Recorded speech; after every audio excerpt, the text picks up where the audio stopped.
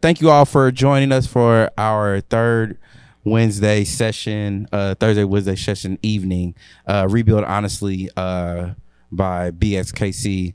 If you don't know about Black Excellence KC, we are Black Excellence Inc. We are a nonprofit organization, right? We are, see, I have my lawyer here, so she's going to correct me on all my terms.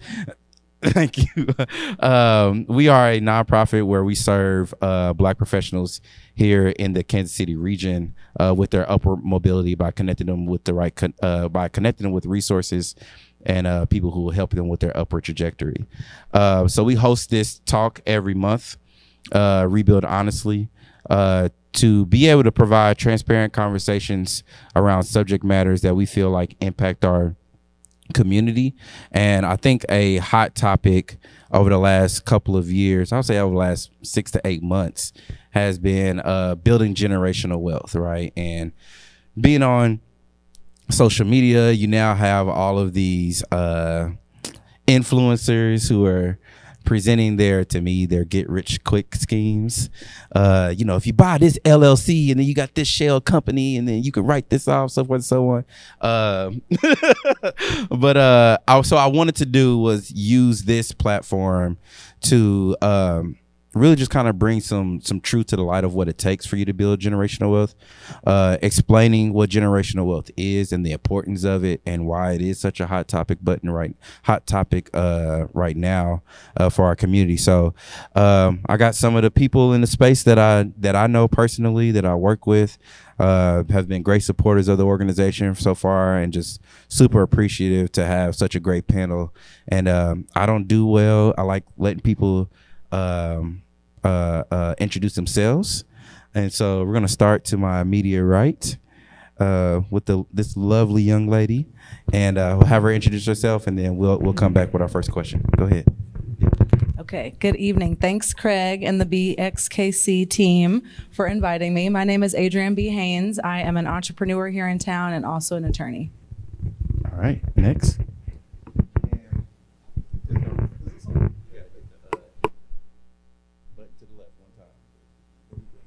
All right. And absolutely, I appreciate you, Craig. And I'm Chris Williams. I'm a financial advisor and with New York Life.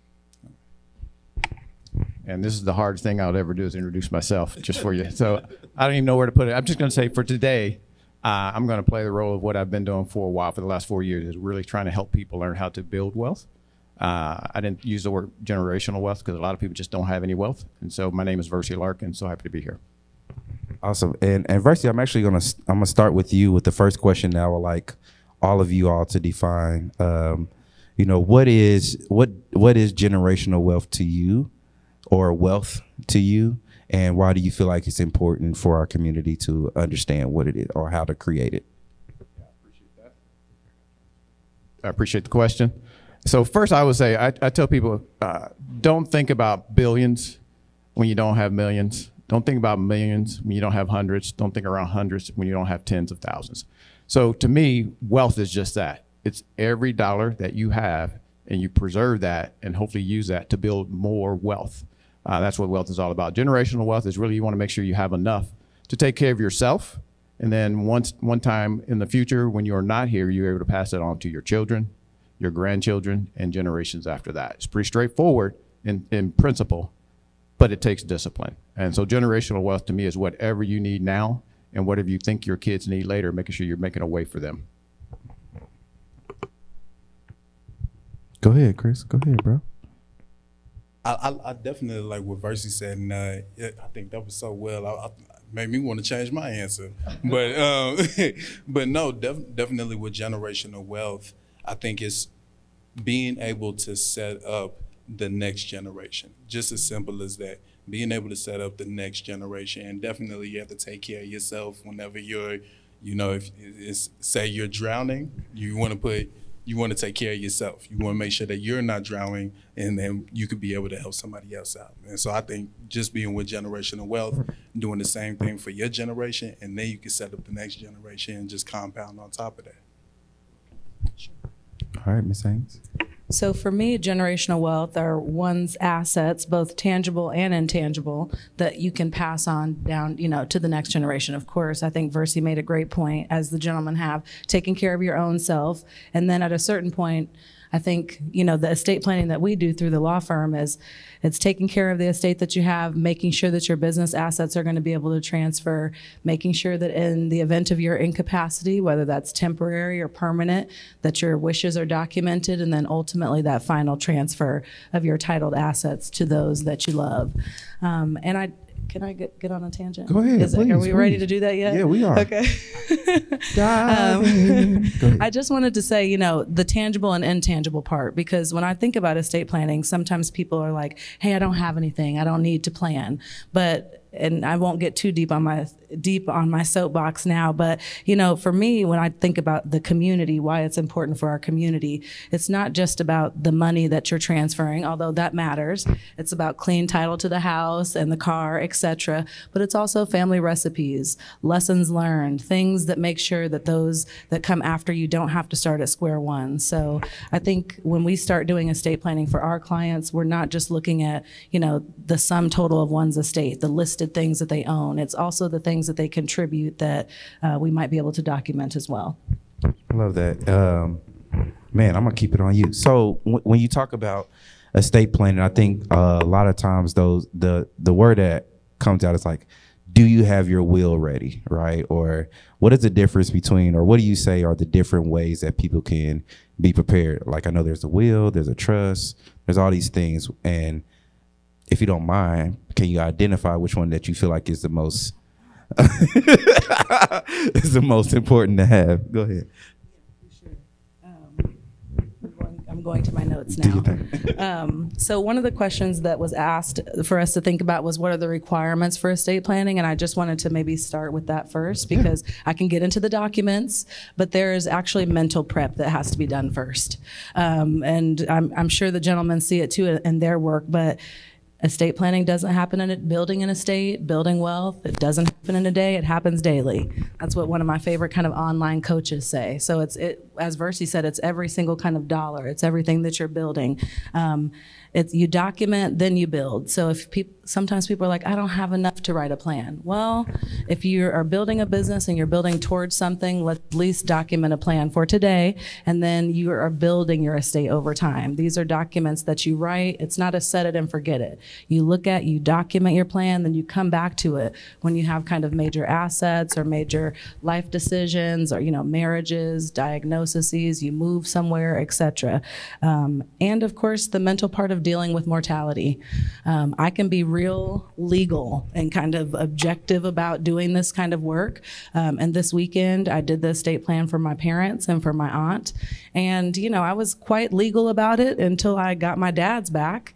And I'm like looking at the song he once sang at his funeral. Like, these are things we really have to confront, the reality of like what it means to activate these plans. And so sometimes people don't want to plan because we have to think about those kind of sad things. And it was devastating. I'm still not happy to, I wish I could freeze time where none of the plans that we wrote have to be activated. But we now have kind of a piece of preparation as a family that we're documenting these things. So what does it mean to start estate planning? I think going through that mental prep, that keeps people from doing that for a long time.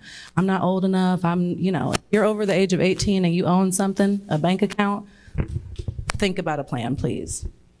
Do you want me to get into the documents? Maybe let the guys talk. Yeah, we're gonna come back to that. Okay, yeah. So we're gonna get to the technical my lesson. piece. Yeah, No. But later. you I think you brought up a good point about, I think oftentimes we don't think about estate planning, we don't think about these things until something tragic happens, right? And I think oftentimes we could tell people are unprepared, and this is again me basing off of what I see on social media.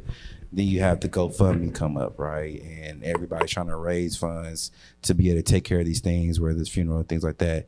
And so, Chris, I want to come to you and really ask you, like, as a financial advisor, especially with New York Life, what are ways that you see, or what are some solutions that you have so people don't have to go through that? And we'll just kind of go from there, and then I'll ask you a question after that. No, thank you for asking that. And I was just about to segue off of that, because of having an estate plan, you definitely don't want to be reactive. You want to be proactive instead of being reactive. And so Adrian had talked about, these are the things that you don't want to talk about. You don't want to talk about death. Talking to somebody about life insurance.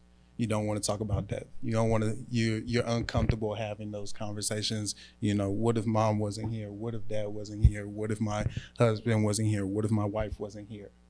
And so I think it's whenever looking at it, and from our standpoint, we want to see a financial house. So being able to get your house in order.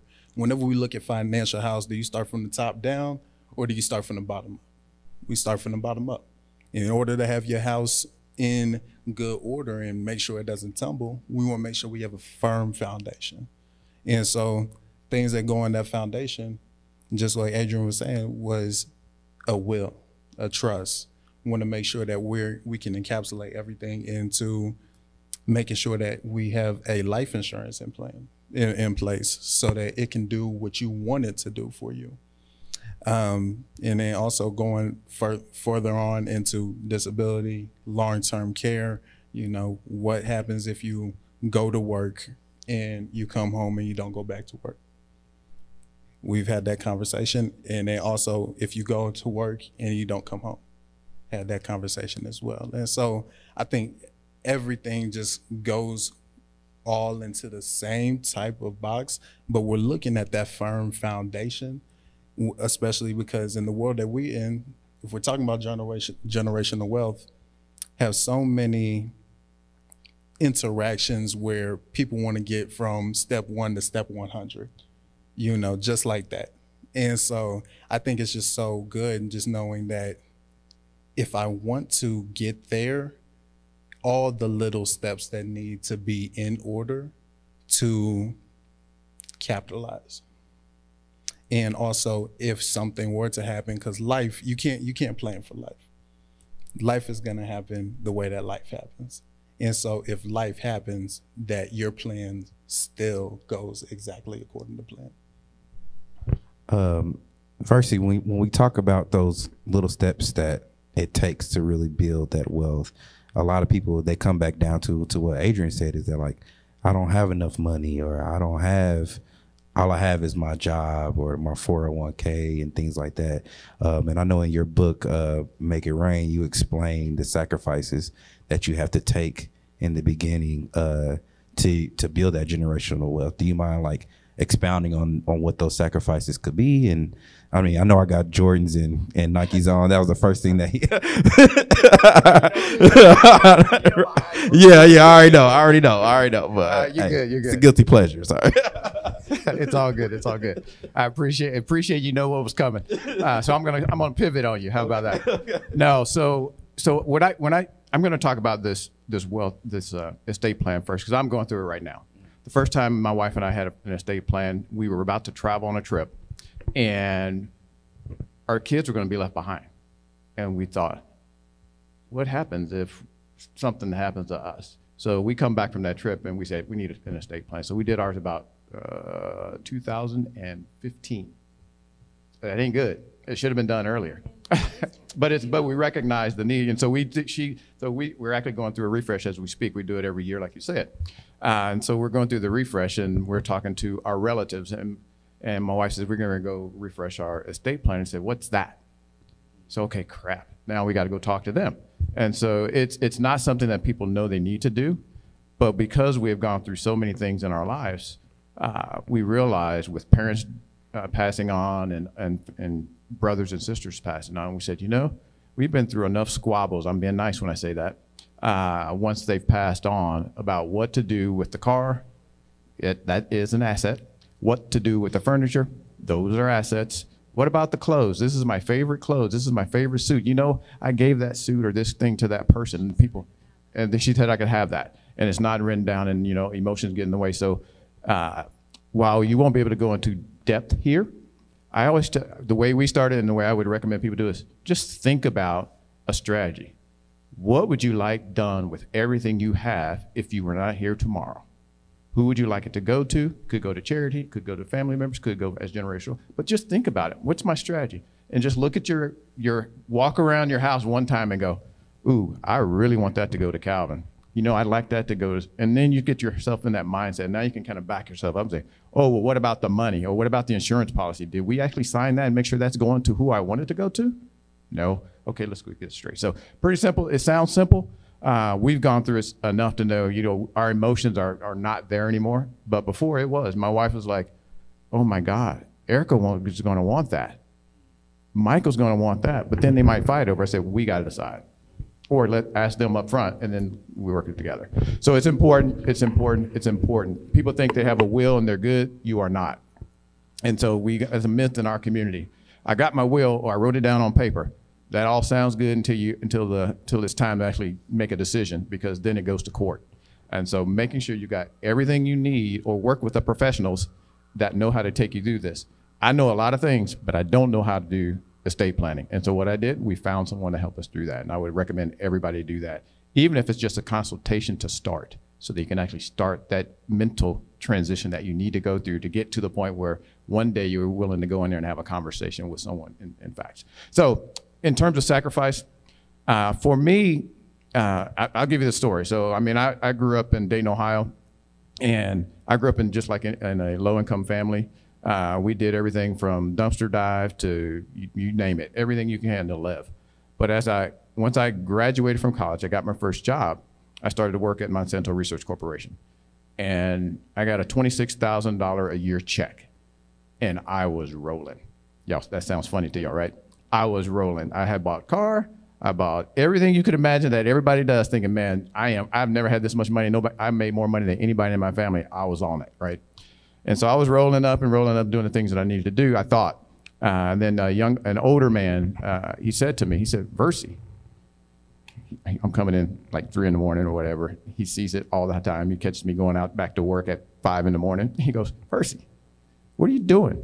I said, what do you mean? He says, you know, if you burn the candle at both ends, it burns a lot faster. You need to slow down. Are you putting your money away? That's the first conversation I had. So I got lucky that there were no financial advisors in my neighborhood, but are you putting your money away? I'm like, what do you mean? Are you investing for your retirement? Heck no, man. Are you? So that's the way most people start. So I learned to sacrifice a little bit earlier, and what I did, now this is going to be interesting, what I did is I took a little money. I was cheap. I said, okay, I'll take 5% and to have that taken out of my 401k and have it start to be invested.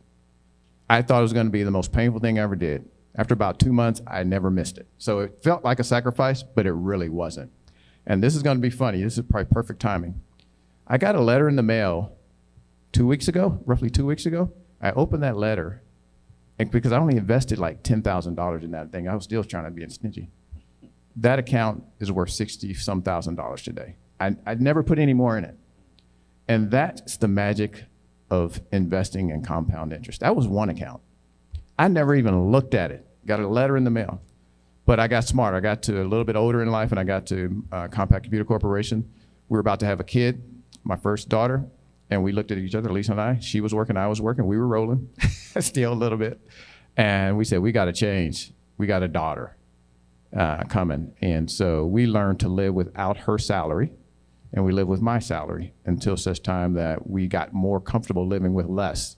And we started investing then and just kept investing. Talk about painful. Everybody be going out to the clubs, going out to dinner, going out and having a good time. We'd be sitting in the front yard playing with the kids. And what I've learned as I've gotten older, as I said, it's called delayed gratification. At this point in my life, I can do anything at any time, and we can do anything at any time that we want to do. So I got a little lucky. And so what I spend my time doing now is actually going out and meeting with people and telling them and teaching them how to do it. And if they're so inclined, I'll go to their house and say, let me go set your financial house up in about 30 to 45 minutes. It's for free. Don't y'all come to me all at once. I got to plan it. But I try to do that because my gift right now is really trying to help people do exactly what I've learned how to do through. I'm not this guy. I don't give advice. I just help. And so anyway, a lot of sacrifices. We save money. We have a thing in our house. We still have it. It's a jar, and the jar says "Dream Big." And so when my kids come into the house, we all deposit our money in the jar, and we've been doing that since they were born. And we take that money when it fills up, take it to the bank, put it in the bank. When we get enough in the bank, it goes into an investment account for each of those kids. You cannot, I won't even tell you how much money they have as a result of that simple thing we started when they were basically little kids, and anybody can do that. I'm talking pennies. Pennies turn into dollars. Dollars turns into, that's how it works, and it does hurt. It does work that way. Enough about that story, but I've got so many of those, but a lot of sacrifice. It's really not that hard is what I learned. People think it is, but it is not. And I'm going to give you, you asked me, and I'm going to give you one. I'll give you all a tip because I like to give people tips before I leave, and this is where the camera folks vote. So say you save $5 a week starting this week, especially I'm looking at the younger folks in here. 40 years from now, at 5% interest rate, $175,000 in that account. That's what happened to that little bitty investment I made in my 401k without me even thinking about it. At a roughly 8% rate, you're talking about $750,000 you have saved just by doing that one act starting today. If you don't believe it, just do it and then watch it make it rain. So anyway, enough of that stuff. Man, I love that shameless plug at the end there. You know me. That was good. Right. Adrian, go ahead. I see you itching. Well, it's just, I loved everything that you shared, Versi. Thanks so much for that. And I want you to, I want to be first in line to get my review as well. And it's either sacrifices now or sacrifices later, honestly. Exactly. And I love that story about somebody asking if you were setting something aside, because I think that's maybe where at first it was kind of an offhand opportunity and a comment that came to me. I was on the phone. I did phone-a-thon at my college, which is when we call alumni and ask for money. I was that gal, And so one of the alumni that I was talking to, he asked if I had an insurance policy, and I was like, no, I'm just a junior.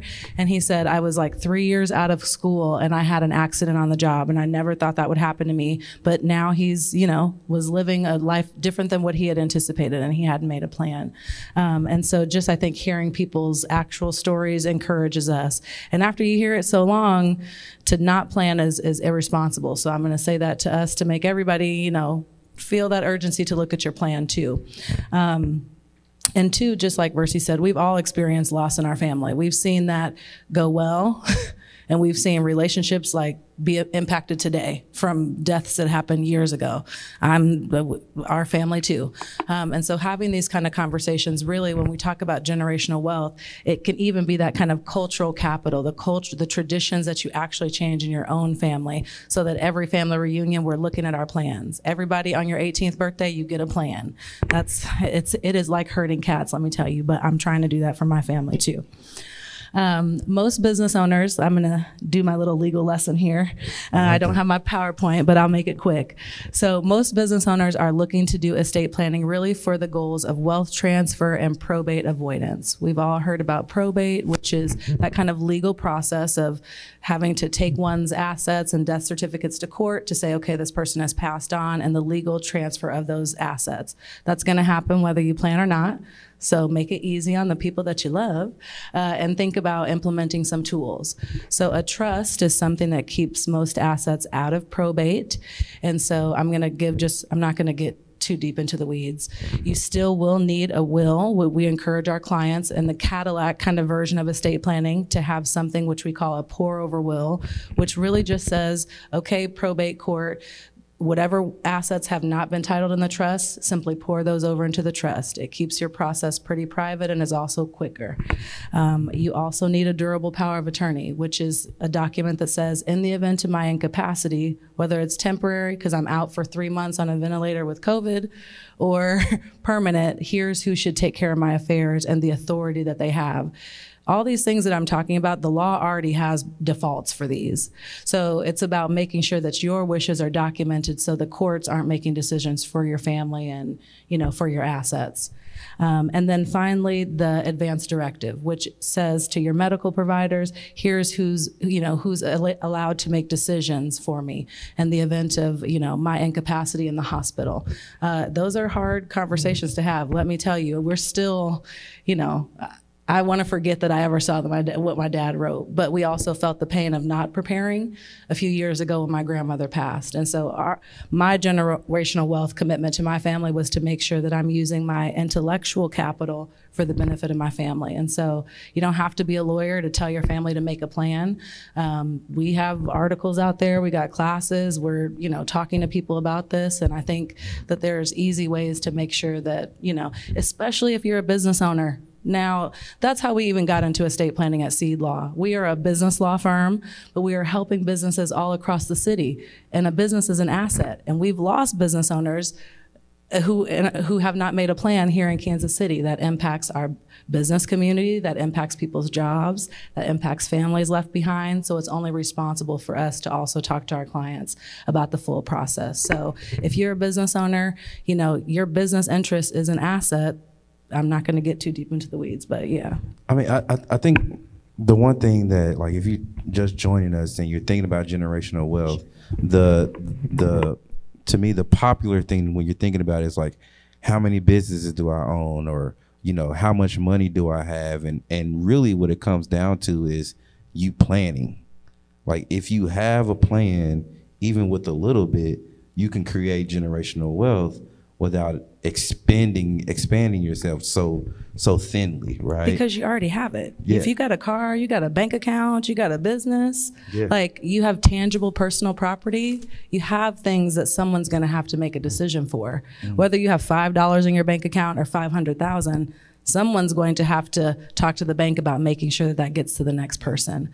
And I just want to mention something too. So in a trust and in a will, you can reference a document called a memorandum regarding tangible personal property, where on mine, it says, here's who's getting my shoes, here's who's getting all my books, here's who's getting my 100 houseplants, surprise. So those things matter because I don't want people fighting over my plants. I'd rather just, things be peaceful. Failure to plan is planning to fail. And I got a lot of those one-liners too. I think this came off, but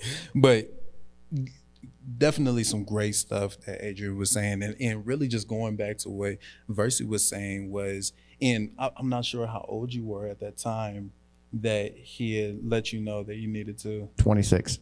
26 years old. 2 years ago. Right.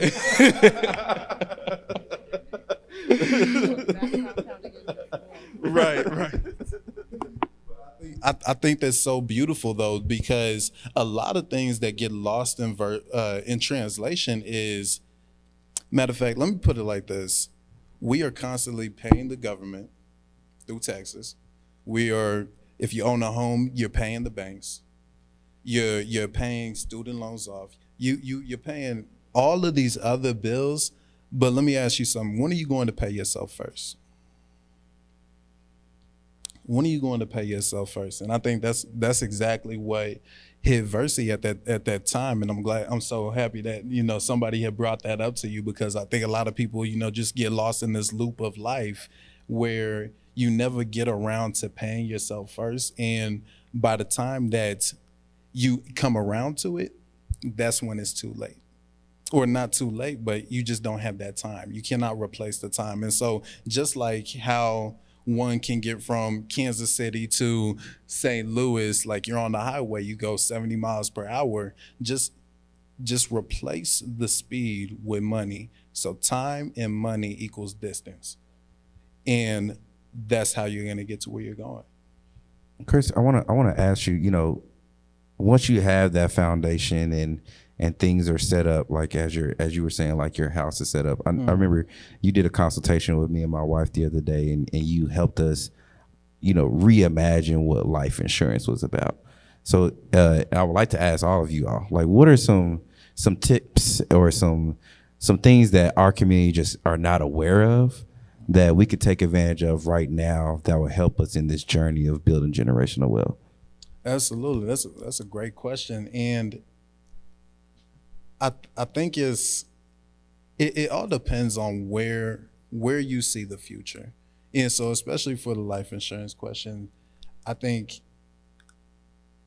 what we need to ask ourselves is, what do we want life insurance to do for us? Because a lot of the times whenever we think about life insurance, we think of it as just insurance and furthermore burial insurance. But if we want life insurance to, I keep it like this, we want life insurance to keep things as normal as possible. And so whenever we lose a parent, it's going to be very stressful. It's going to be very emotionally stressful. It's going to be physically stressful, especially if you have kids. And then also it's going to be financially stressful because you're losing an income stream. And so just like when it came down to this conversation, when we were having this conversation, I just did a simple math problem, and it was $50,000 over 20 years. Enough time to get kids out of the house. $50,000 over 20 years, that's $1 million. And so from the get-go, I think $1 million in life insurance is where you can start at. Now, it's a different type of conversation whenever eggs is $5. You know what I mean? It's a different conversation when eggs is $5. And so you have to calculate inflation. These days, if anything, $2 million in life insurance. And that sounds like a lot until you see what it is. But just calculating things to make things as normal as possible. Do I want my kids to stay in the same school? Do I want to downsize my house? Do I want to provide an income stream? Do I want to pay off debt? And so I think just being able to reach out and be able to get that type of coaching, or even just asking those questions. There's so much power in a question that you can ask a professional where you can be able to get that type of information. I mean, look at all the things that University and Adrian have been spewing out up here. It's just so valuable. Love it. Adrian, so I'm on this kick and I'm trying to get, I have like 2 or 3 businesses and a nonprofit, and I'm trying to avoid all these taxes because I'm in a bracket now to where I ain't got no choice but to pay taxes. What are some tips and tricks and ways that you can, I mean, we just seen Donald Trump do it. Like, what are some tips and tricks, or what is a perspective? What is a perspective that people should have when they're acquiring all these LLCs and these S corps, and they're trying to find ways to, keep the money that they're making while building these businesses? The best advice I could give is to build your professional team. I am not a tax attorney. I know tax attorneys. We have some on the team. I know enough to be dangerous, but I'm not a tax attorney. But I think people should have an attorney on your team. You should have a banker. You should have a CPA, a bookkeeper if you can swing it. But build those people around you as a business owner that can cover some of those blind spots, because having a good tax strategy matters. And having a team, a CPA that you can meet with quarterly, if not more than that, and kind of talk about some of your goals and ask questions is important. So I think just outlining what your goals are all together, and then putting a team around you, interviewing a few people too. You asked, can I answer one of the other questions too? He asked about what are kind of some of the easy things people can do now. So that kind of trust, pour over will, tangible memo, that's kind of the Cadillac version, like I like to say, of estate planning. That's not cheap, which is fine. But what can you do today as a business owner? Make sure that the governing document that you have for your entity talks about who has the authority to even do the winding up work. And an operating agreement for an LLC, you should outline your winding up person. So the statutes are going to talk about this regardless. So you'll really want to make sure that at least there in your document, there's some legal authority. There's also lots of non-probate transfers that you can activate. So you can go to the bank and say, here's who I want for my transfer on death. You can do the same thing when you renew your car tags. Here's who I want to be able to have the authority to, make decisions with my car title when I've passed. So, and even for your home, if you own a home, you can do a beneficiary deed, which says upon the homeowner's passing, of course, you have to record these things. So there's some steps that need to happen, but these are kind of like the low-hanging fruit, easy things that I think everyone can do as you're developing your plan and your generational wealth all together. And then just also start to begin to develop your inventory, your personal inventory. What do I have? What do I want to transfer? And you might find that you have more than you think you do. And yeah, it's a fun process to think about that, to say, oh wow, look at all the things that I've developed. And then you move into this space of like, it's not so morbid, it's more about being proactive and feeling pride about what you've developed and the impact that you want to leave. And you can even think about legacy. You know, be able to move into okay, I'm gonna make enough money so I can have a Haynes Foundation too, like the Kauffman Foundation, you know, like we're talking about the bare minimum things, but we're doing these things so that as a community we can think and elevate a little bit higher. So, yeah, thanks. Love it. Versi, I want to go to you with an extensive background of, you know, investing and in many different sectors. How do you see I believe that we've had plenty of talks to where I feel like you are wanting to encourage more people who are established to be able to invest back into our community. What do you feel like are the best ways for them to get started in doing that? Is it angel investing, or like how do you see that kind of playing out with the work that you do?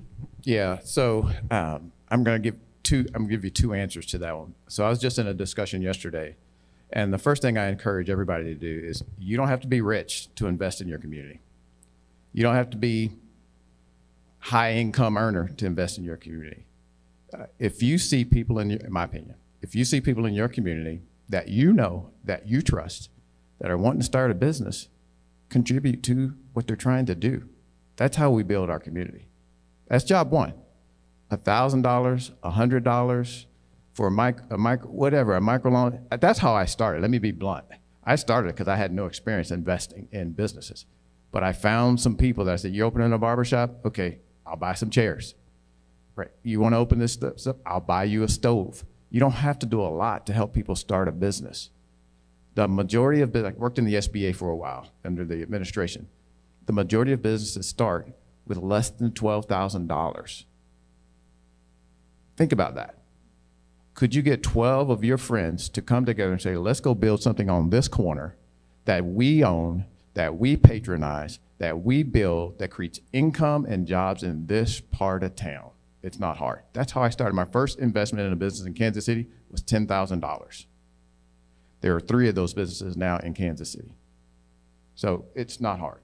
So that's the practical way, and that's the way, and I still do that. I'm like a ground up kind of guy. You know, people see me in all this stuff, but I'm a ground up guy. I'll just say it that way. So the other things are angel investing, which people all will talk about, and venture capital investing and all that kind of stuff. And I said, you know what? For me, I love learning, and so the first thing I did was invest in it through angel investors for a larger number of businesses. And the reason I did that, I joined a group because I said I don't know anything about it. I'm not going to try to figure this out on my own. I joined a group of angel investors. I said, I have some capital. Now I want to get educated. And so that's what I did. I did the same thing in the venture firm, right? I invested in 2 venture firms through groups, not doing it on my own. Then I got enough confidence and I said, okay, now I want to do it on my own. And so you know this, I think you know this. So we created a venture fund with a group that I know out of Florida for women and minority-owned tech businesses. And so we did that. We raised that, we closed that, and it's going well. So we've done that, but everything I've done from ground up, and I always go learn first so I can make sure I understand something before just kind of jumping hedgehog into it.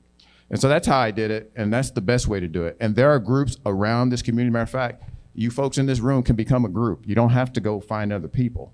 I'm sorry, I'm a little preachy here because I do get excited when you talk about this stuff. But I think we tend to look to others for things we can do for ourselves if we would just be a little willing to trust each other, invest in each other. We live around each other. We party with each other. We go to picnics with each other. We go to concerts with each other. We'll buy some gym shoes with each other. Take some of that and put it into a business. It's not that hard, right?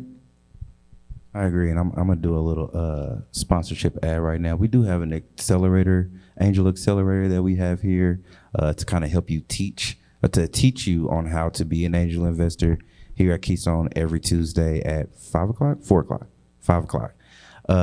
And that's the whole point. And to me, the even more reason why it's important for us to have this partnership with Keystone is because when we think about those founders, those Black founders in particular, who are trying to go out and find investment, and they're in that what they call valley of death, right?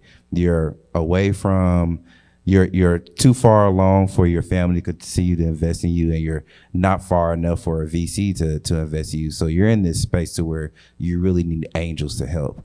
And so I really appreciate Versi, because he is a person of his stature who is willing to kind of talk to these founders to be in that space to help them grow. But we need more people like him. And like they said, it doesn't take a lot for you to kind of get in that space. That's why I appreciate Kevin for opening up that class to our members. But it's super important for us to build more angels in our community, because we have founders who are going to investors who don't have the same lived experience as they do. And so then they're not investable in their eyes. And so a great way for all of us is just to, and I feel like the theme of all of this is knowledge and sharing that knowledge, right? Like if you have a basic understanding on how to do all these things, building generational wealth, not only for yourself, but for the community, means passing that knowledge along to the next person, no matter how tough that conversation could be. And I didn't even think about the emotional taxing that it will take for you to kind of think about, like, what happens if I do die? You know? Yeah, like what happens to my kids who are underage?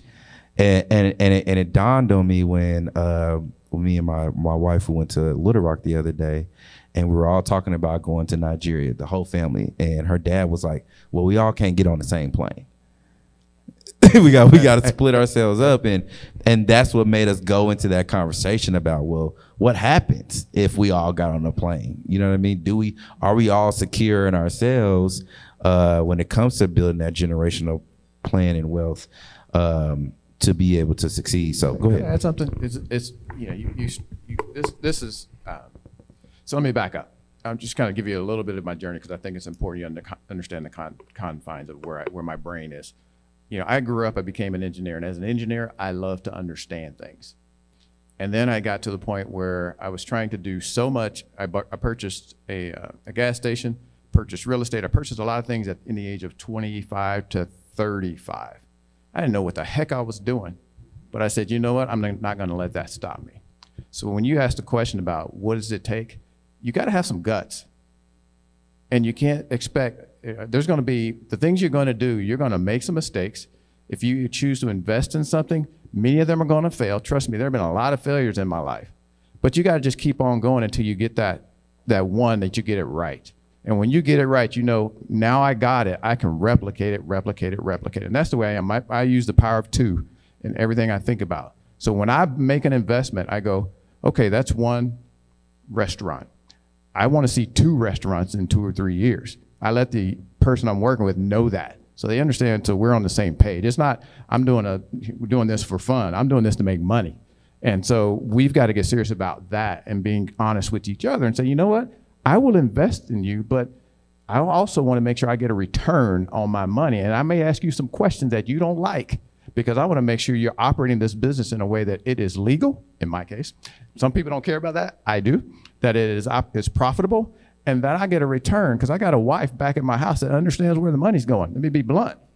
So we got to make sure this works. And if it fails, we also understand why, and then we can correct on the next one. And it's all about learning, and continued lifelong learning is what it's all about, whether it's in business, whether it's in investing, whether it's in what you're doing. I don't want to be an estate planner. I don't want to be a financial planner. When I need one, I'm going to call one. And that's the other thing. We've got to leverage each other. And when we do it, look for people in your community so they get the benefit of it. And then we build those businesses, and those businesses become successful in their own right. I'm done preaching. All right. So we're going to end our session with just one last tip from each of you all on, just from your perspective, on how any of our viewers or anybody here in this space should approach generational wealth. Go ahead. Well, Tag, you're it. You know, now you have the knowledge. We can't stick our head in the sand and say, I'm not sure what the steps I should take. We've talked about a few steps to make a real holistic plan, to make sure that what you're doing can be passed along and that it continues to benefit our community and the people that you love. So I would encourage people who are listening, it's kind of really a call to action. Reach out to somebody, start to document, think about your plan. What if something happens? What if, you got COVID and you were on a ventilator and you needed to be out from your business for 3 months? Or, on a more happier note, you want to be out of town for 3 months, but we have to think about both sides of things and just to make sure that our contingencies are covered. And it is responsible as business owners to do that. So thanks again, Craig, for the opportunity. That's great stuff. Keeps on turning off on me. But learn the game to play the game. I think just based off of what Adrian just said, like, now you know. And so now that you know, now you have a decision. You have a decision to make, and you can use that type of knowledge. And so I think based off of what Versi has said, be able to use this type of knowledge to go out and multiply. Be able to use this type of knowledge to go out and make your dream come true, because it is possible.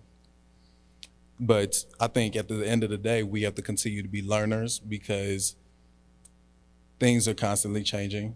And also we have to continue to be learners and ask for help, because we can't stop having teachers whenever we graduate from school.